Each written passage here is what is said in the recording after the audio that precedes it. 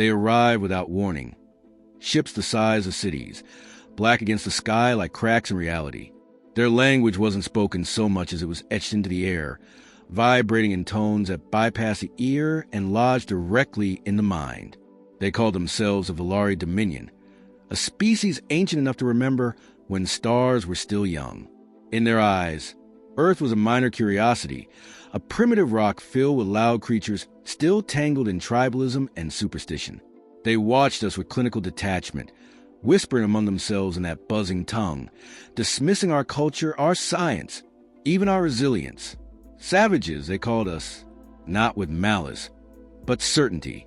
Our weapons were crude to them, projectiles and radiation. Our spacefaring efforts laughable. When they made contact, it was not a question. They landed across major cities, not to destroy but to subdue. Their soldiers walked through our defenses like ghosts, immune to bullets, indifferent to explosions. They didn't come to negotiate or share knowledge. They came to claim dominion. They deployed what they called harmony nodes, pyramidal structures that suppress electrical fields across entire regions. Power grids collapsed. Communications died. Our skies dimmed. Satellites tumbled out of orbit like falling stars. Entire nations went blind and mute overnight. Governments scrambled. Armies mobilized with outdated maps and scribbled orders. Within days, a third of Earth was under Valari control. Not conquered, pacified, as if we were children throwing tantrums. Resistance didn't matter. Their technology allowed them to phase through matter, disrupt molecular bonds, shut down neurons from a distance. Our best forces couldn't touch them. Nuclear options were discussed and immediately abandoned when the Valari effortlessly absorbed a test detonation and converted its energy into fuel. In every broadcast, translated into every language, they repeated the same message. Your struggle is unnecessary. Order brings peace. The Valari will bring order. But we didn't stop, not because we believed we could win, but because surrender was unthinkable. Across continents, people fought with whatever they had. Resistance cells formed not out of strategy, but instinct. We set traps that relied on chaos, not science. We used unpredictability as our only tactic. And sometimes it worked. Sometimes their arrogance cost them. A Valari patrol would be caught in a minefield they didn't detect or hacked by teenagers working from abandoned subway tunnels. Every small victory ignited hope, not because it turned the tide, but because it reminded us we were still human. It was during one of these moments, a massacre in Lagos turned accidental victory, that something strange was found. Amid the wreckage of a downed Valari skimmer, resistance fighters discovered a crystalline tablet, humming faintly with inscriptions.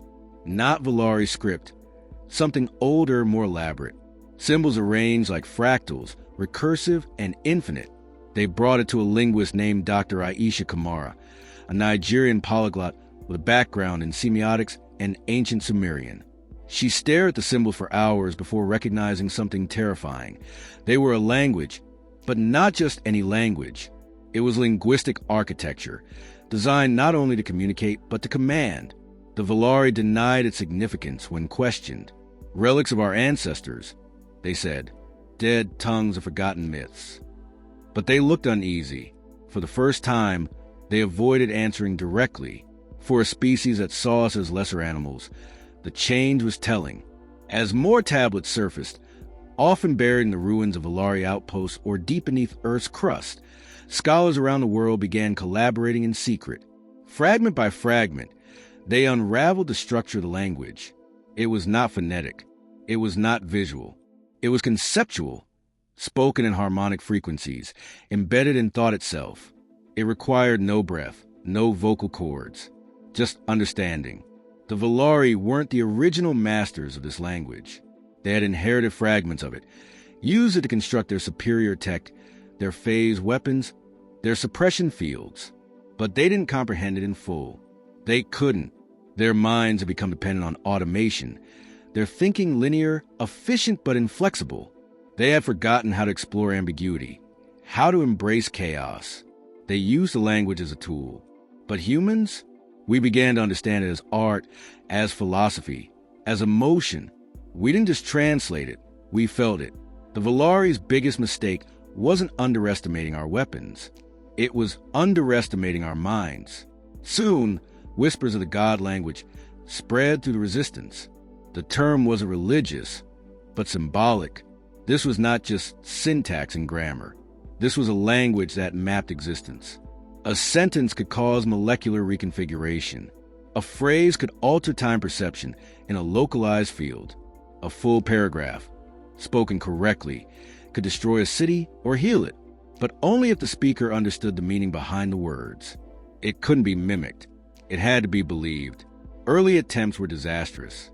A rogue operative tried to weaponize a partially decoded sequence and collapse part of a mountain range into a liquefied sinkhole.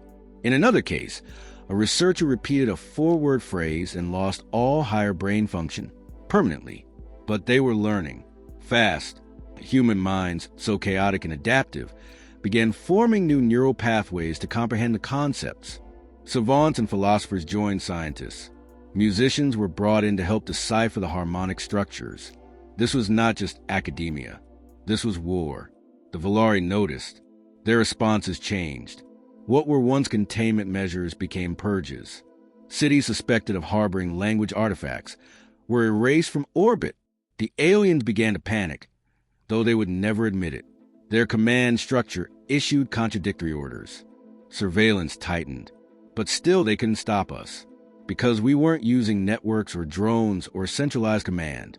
We were using the one thing they could never predict: individual human creativity. By the time the first human successfully spoke a complete sentence in the god language without injury, everything had changed. It wasn't flashy. There was no explosion, no light, just a silence. And then a Valari cruiser floating over Delhi simply stopped functioning. Not crashed, halted. Its energy gone. Its systems nullified. A monolith of dead metal hovering midair, gravity suspended around it, obeying a new law spoken into existence by a human voice. We didn't cheer. We didn't celebrate. We watched in stunned quiet as the impossible was rendered into reality by a linguist from a refugee tent. Her voice had done what every weapon on Earth had failed to achieve. That was the beginning of the end. Not of the war, of the illusion. The illusion that we were primitive, that we were behind. The illusion that the Valari had dominion. We were never savages. We were students. And now, we had found the language of the masters. The first sentence spoken in the god language didn't just disable a ship. It triggered a shift in understanding across the human resistance. The voice that spoke belonged to Layla Banerjee, a professor of phonosemantics who had never held a gun in her life. She didn't shout. She whispered. And in that whisper, an entire warship became inert matter, silent and lifeless above the city it once threatened. What mattered wasn't the destruction. It was the precision. The sentence she formed didn't just disable systems. It bypassed them, rewriting the parameters of existence within a defined sphere. It was not a weapon. It was law. Valari High Command issued immediate lockdowns on Earth. Planetary orbit was sealed. Reinforcements were called from outposts several light years away. The message was clear. Earth was no longer a specimen to catalog. It was a threat to contain. They began targeting linguistic clusters, silencing entire regions where unstructured conceptual research was suspected. Civilian casualties climbed. Cities that had once been ignored were suddenly prime targets, not because of military strength, but because of intellectual curiosity. But it was too late. Humanity had already passed the threshold. What had begun as fragments of glyphs were now understood as recursive syntax trees, logic encoded through emotion, intention sharpened into structure. And where Valari struggled with nuance, humans thrived. We had entire disciplines built on paradox. Our languages were fluid, contextual. We argued philosophy for fun. We wrote poetry that contradicted itself and still made sense. We were made for this. The global resistance shifted focus. No longer trying to outgun the Valari, we pivoted to understanding. Shelters became classrooms. Safe zones turned into experimental labs. Tribal elders, rabbis, monks, jazz musicians, anyone who understood the unspoken layers of language, were recruited. Code breakers sat beside shamans. Linguists collaborated with graffiti artists. The structure of the God language demanded more than intelligence. It required empathy, imagination, contradiction. In South America, a young boy who had never seen a computer composed a harmonic sequence that caused a Volari scout drone to collapse into salt. In Iceland, an old woman wrote a lullaby that erased the memory of her village from Volari's targeting systems. These weren't flukes. They were patterns, indications that the God language responded not only to comprehension, but resonance. It favored voices that aligned with truth, not logic. The Volari couldn't adapt. Their own use of the language had always been mechanical, inherited through replication and ritual. They used set phrases like programming, never deviating, never questioning. In contrast, humans began to improvise. Once we grasped the foundational syntax, we did what humans always do. We played. We tested the edges, bent the rules. We asked, what if? And then answered with action. A group in Poland discovered a phrase that allowed matter to exist in two states simultaneously. They used it to walk through walls. A team in Ethiopia uncovered a conditional clause that healed cellular damage within a localized radius. Wounded resistance fighters began to recover from injuries previously considered fatal. Language became medicine. Language became strategy. Each new sentence added to a growing lexicon of potential. But mastery came slowly and not without cost. The God language demanded precision. Mispronounce a vowel, misalign a harmonic overtone, and the consequences could be catastrophic. One mistake in a lab outside Moscow caused a temporal echo loop, freezing a town square in a moment that would never end. Hundreds were trapped in an eternal midday, birds suspended in mid-flight, conversations caught on repeat. The Volari tried to exploit these failures, broadcasting footage as proof that humans were unstable, unworthy. But they misunderstood our nature again. We didn't hide from our mistakes. We studied them. The Moscow anomaly became a case study. Within weeks, linguists developed corrective clauses, counter-sentences that could stabilize temporal distortions. One failure led to 5 breakthroughs. This wasn't madness. This was momentum. And with momentum came coordination. For the first time in history, humanity spoke with one purpose. Not one voice, never one voice, but one direction. Governments became facilitators. Borders faded. What mattered now was cognitive capacity, not political allegiance. Satellite networks were reactivated using language-bound harmonics, bypassing traditional infrastructure.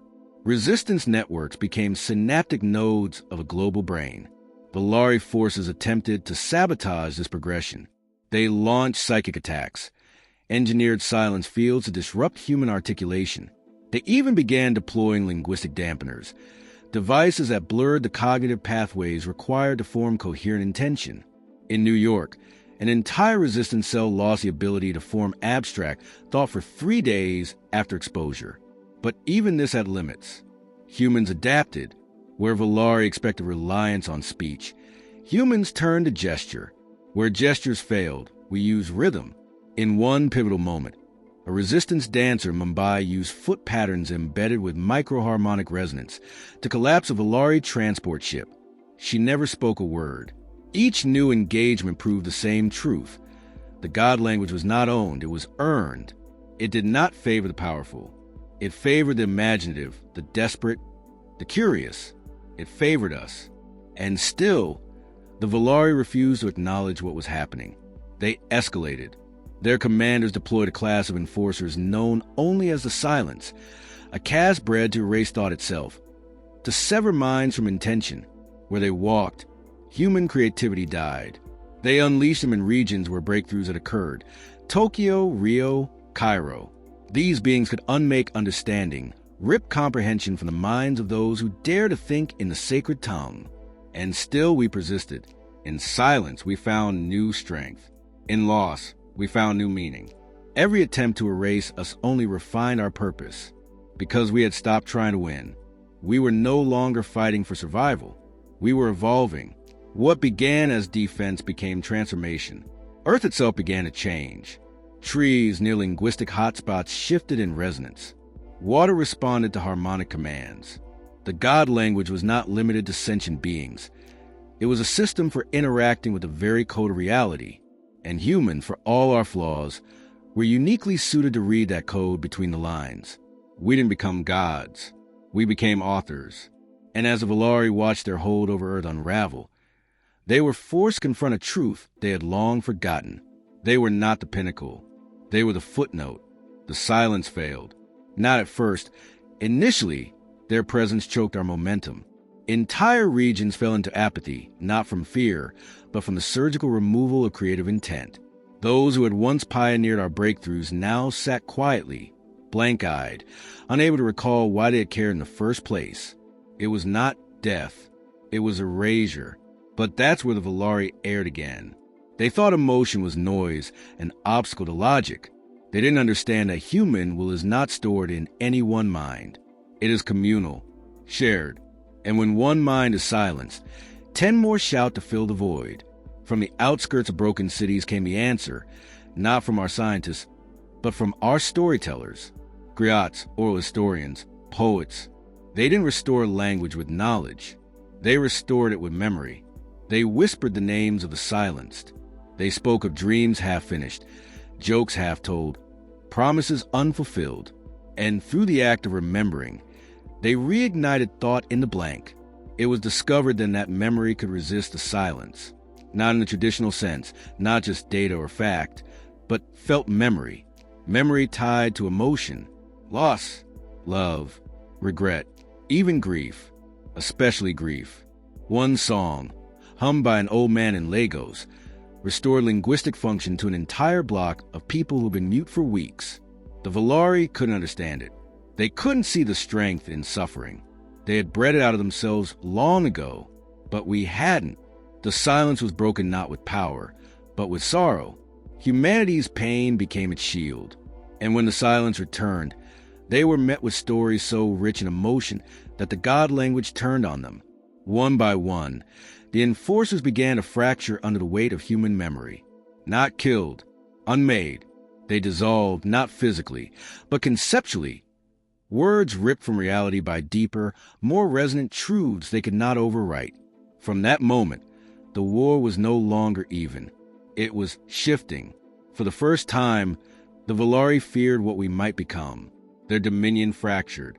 Mid-tier command units began retreating from the planet's surface, consolidating into orbital fleets. Entire sectors of their global infrastructure collapsed.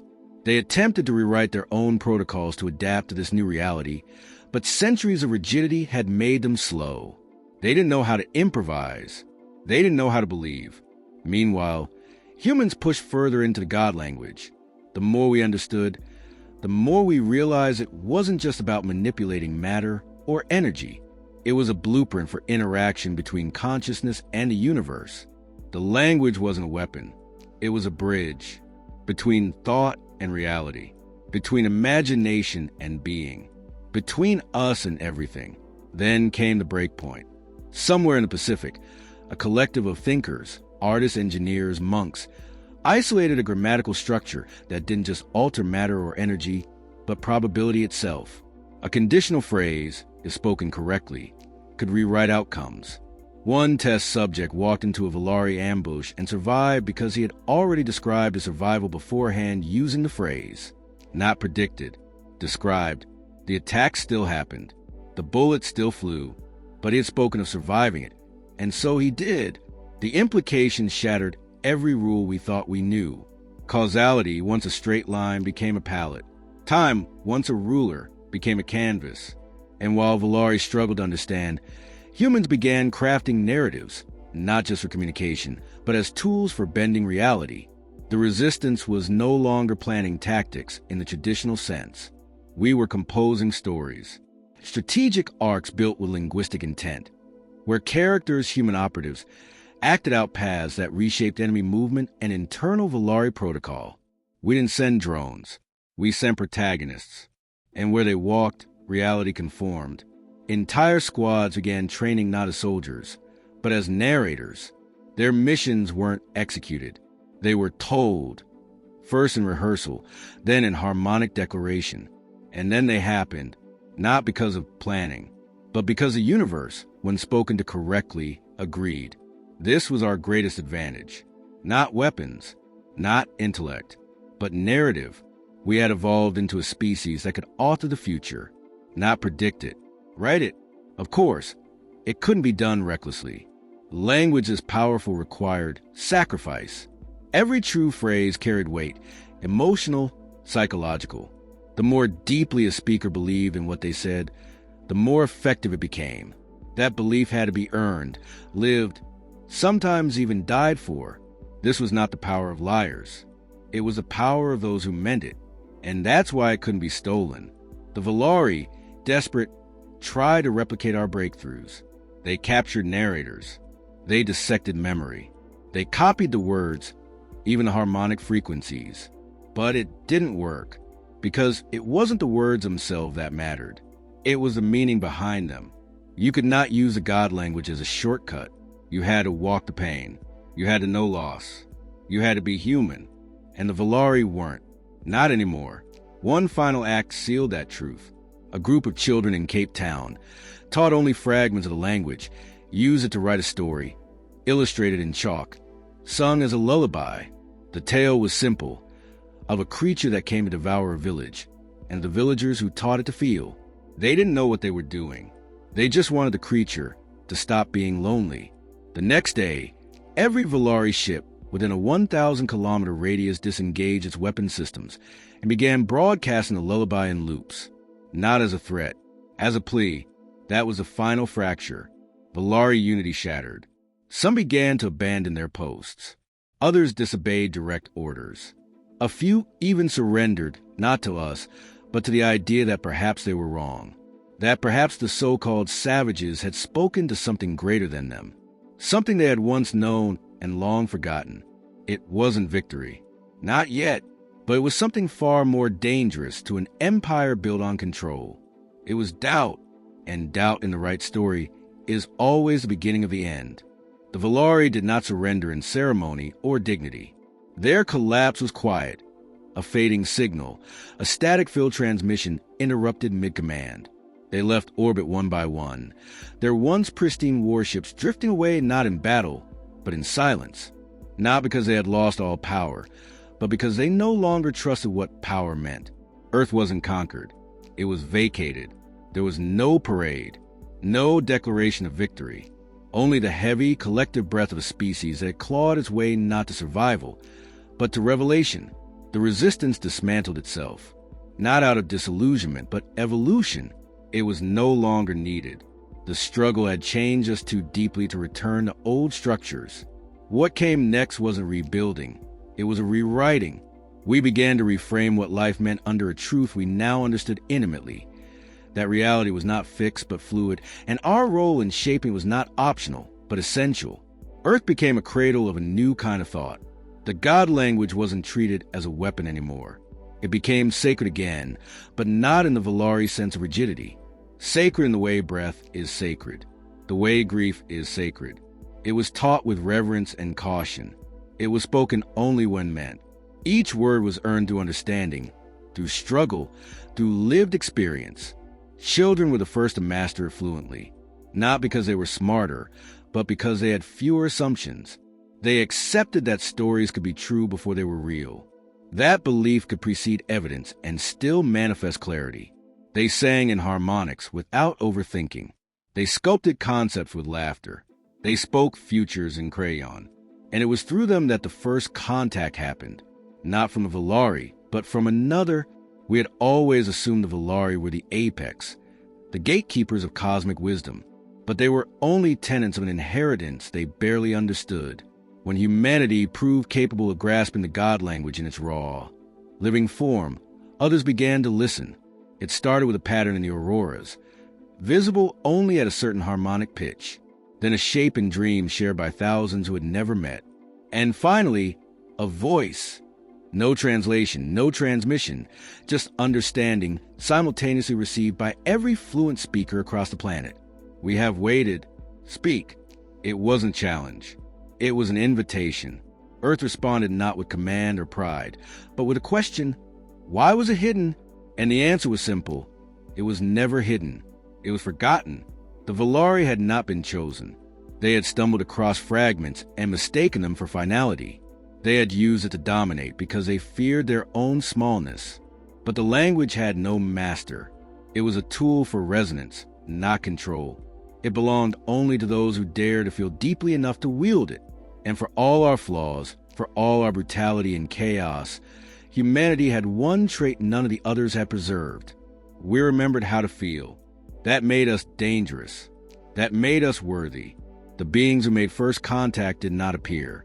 They did not arrive in ships or announce themselves in cities. They allowed us to reach for them, to formulate the question of what comes next in our own tongue. And we did, as poets, as scientists, as survivors, as authors. New structures formed, not governments, but guilds of intent, groups who explored facets of the God language as disciplines, reality engineers, emotional cartographers, harmonic tacticians. Earth's moon became a linguistic observatory, orbiting not just physically but conceptually, gathering patterns of cosmic resonance and converting them into teachable syntax. With time, the children of Earth wrote new sentences into the fabric of things, phrases that nurtured, words that healed, paragraphs that caused deserts to bloom. We learned that not every phrase had to be powerful to matter. Some just had to be true, and truth became our currency. The Valari, scattered and ashamed, began to return, not in force, but in supplication. Not all, but some, those who had felt the shift and wanted to understand. At first, we were hesitant. We remembered the war. We remembered the silence. But one truth stood above all others. The language did not belong to vengeance. So we taught them, not everything, not at once, but we offered them the same path we walked. Truth through struggle, voice through meaning. Some could not take it. Others wept, hearing for the first time not commands, but possibility. They called us savages once. They saw our chaos, our war, our contradiction, and assumed we were beneath them. They didn't understand that fire is not chaos. It is transformation. That conflict is not savagery. It is the crucible of becoming. They didn't see that what they mistook for disorder was potential unchained. We weren't broken. We were unfinished. And now we speak the language of gods, not as imitators, but as inheritors. We do not speak it to conquer. We speak it to remember, to write better stories, to become something more than what we were told we could be. And the galaxy listens. Because when humans speak, we speak from the depths of joy, pain, madness, and love. We speak not just to describe the world, but to change it. And in that we are divine.